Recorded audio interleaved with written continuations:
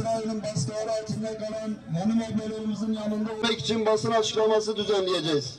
Sizlerin de desteklerini bekliyoruz.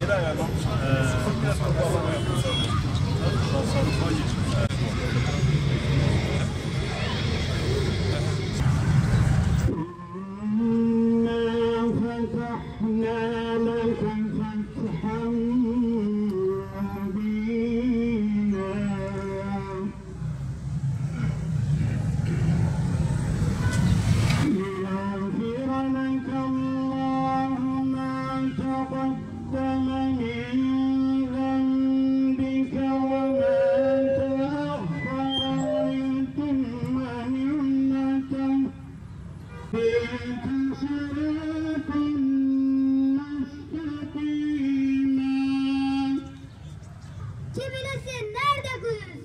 Ben Kudüs'ü kol saati gibi taşıyorum. Ayarlanmadan Kudüs'e boşuna vakit geçirirsin. Buz tutar, gözün görmez olur.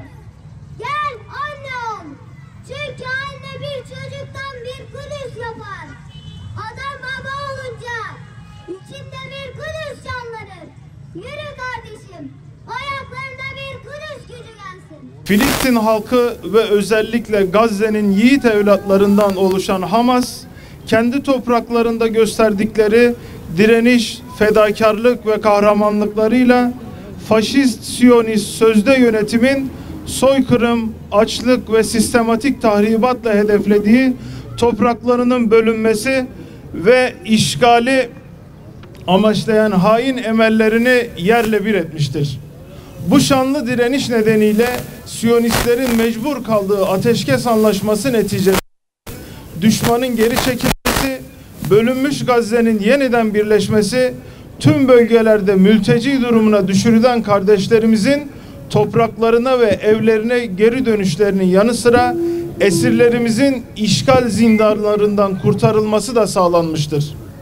Tüm bu yaşananlar Filistin halkının topraklarında özgür yaşam hakkını savunma, göç ettirme planlarını boşa çıkarma, kendi kaderini tayin ederek başkenti Kudüs olan bağımsız Filistin devletini kurma yolundaki mücadele, azim ve kararlılığını hiçbir şüpheye yer bırakmayacak şekilde ortaya koymaktadır. Buna rağmen bildiğiniz gibi ABD Başkanı Trump, Gazze sakinlerinin Mısır ya da Ürdün'e tehcir edilmesi ve bu amaçla Gazze'ye asker göndereceklerine ilişkin açıklamalar yapmıştır.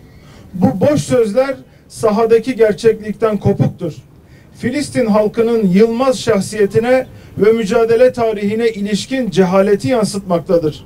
Aynı zamanda katil Netanyahu'nun 15 ay boyunca ABD'nin bombaları, füzeleri, medyası, istihbaratı ve maliyesiyle suçlarına ortak olduğu Gazze şeridindeki işgal girişiminin başarısızlığını da teyit etmektedir. Trump'ın tüm bunlara rağmen Siyonist çetenin Gazze halkına boyun eğdiremeyeceğini anlayamaması ve hala Gazze'yi boşaltmaktan, asker göndermekten ve işgalden söz etmesi ne büyük bir ahmaklıktır. Gazze'deki kardeşlerimiz kendi topraklarına kök salmışlardır ve onları bu köklerinden sökmeye yönelik hiçbir planı kabul etmeyeceklerdir. Dolayısıyla Filistin davasını saçma sapan önerilerle tasfiye etme girişimleri daha önceki gibi yine başarısız olacaktır. Trump ve işbirlikçileri 471 gün boyunca 80 bin tonu aşan Amerikan silahlarıyla yapılan zalimce bombalamalara rağmen amaçlarına ulaşamadıkları gibi Filistinli kardeşlerimizin ve Gazze halkının hiçbir zaman onların planlarına boyun eğmeyeceklerini de bilmelidirler. Gazze ve Kudüs ümmetin emaneti, bedeli kanla ödenmiş topraklarıdır. Gazze şeridi ticari emlak değildir. İmara açılacak arsa değildir. Şanlıurfa Sivil Toplum Kuruluşları platformu olarak ABD ve Siyonist rejimin bu yöndeki ifadelerini bütünüyle reddediyoruz. Tüm Müslümanlar tarafından da kabul edilemez olduğunu beyanla bir kez daha haykırıyoruz ki Filistin, Filistinlilerindir. Şanlıurfa Sivil Toplum Kuruluşları platformu olarak halkı Müslüman olan ülke yöneticilerine ve İslam İşbirliği Teşkilatı'na da sesleniyoruz. Uluslararası toplum denen yalan sistemden medet ummayı bırakın.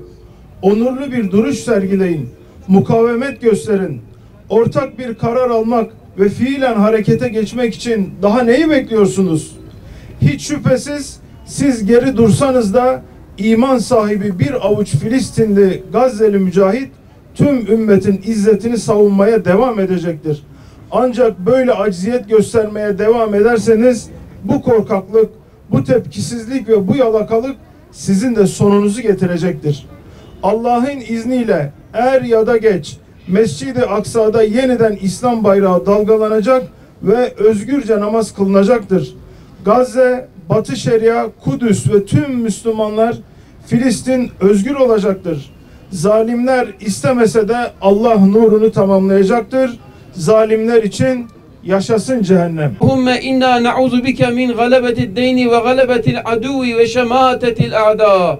Gelip dua eden, ellerini açan ilahi ya Rabbi senin rızan için, o kardeşlerimize yardım için buraya gelen bu kardeşlerimizi ve bizleri ve bütün ehli imanı affu mağfiret eyle ya Rabbi. Mübarek mekanlarda, Kabe-i Muazzama'da, Mescid-i Nebevi'de, şu anda mahkum ve mazlum olan Mescid-i Aksa'da ve dünyanın her tarafında sana ellerini açan mazlum, masum, munis, bir cümle duaların bereketi hürmetine dualarımızı kabul eyle ya Rabbi. O zalim toplulukların zulmü altında ezilmekte olan o kahraman Gazze'li, Filistinli ve dünyanın her tarafındaki mazlum, masum ehli iman kardeşlerimize kemal-i rahmetinden bir kurtuluş, bir nasip eyle ya Rabbi.